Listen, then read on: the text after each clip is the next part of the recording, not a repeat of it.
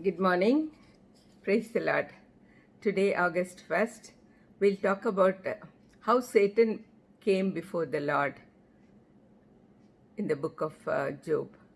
Job 1 6 and 8. One day the angels came to present themselves before the Lord, and Satan also came with them. Then the Lord said to Satan, "Have you considered my servant Job? There is no one on earth like him. He is blameless and upright, a man who fears God and shuns evil." Here we see Satan appearing before the Lord. We have the great truth of God's sovereignty.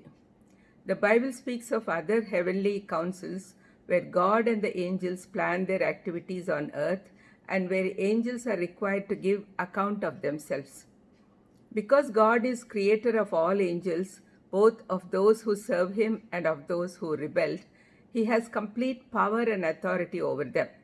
Satan is mighty, according to us, but God is the Almighty.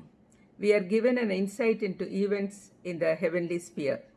God calls the creatures of the spiritual realm before him. All the people in the book, including Job himself, are quite ignorant of these happenings in the presence of God.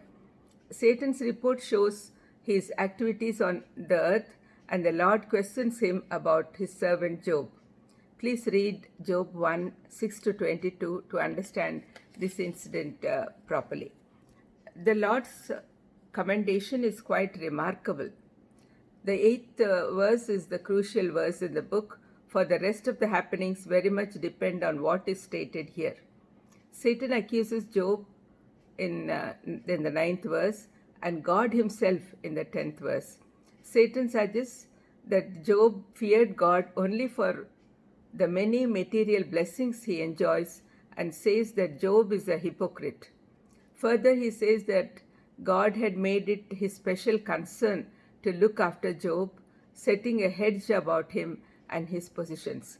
Satan knew that riches make many men arrogant and independent of God. In this scene, we notice how great an adversary and opponent Satan is.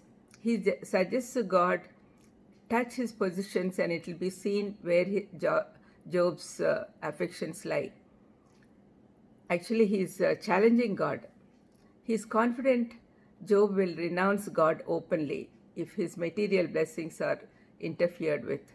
God knew that Job would never do that, and so he allowed Satan to test Job by removing all his earthly possessions along with his children, but shouldn't touch his person.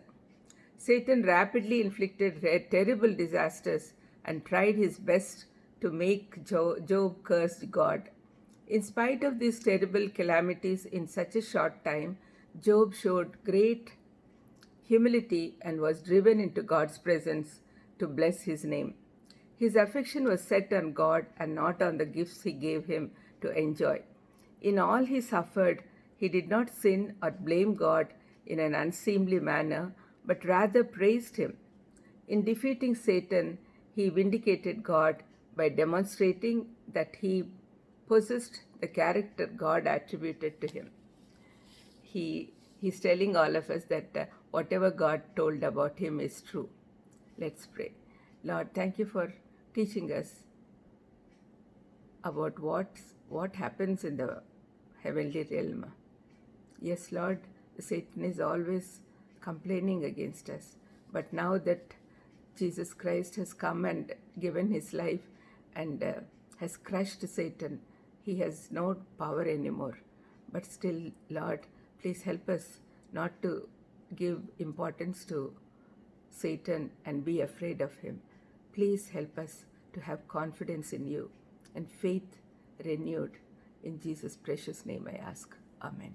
God bless you.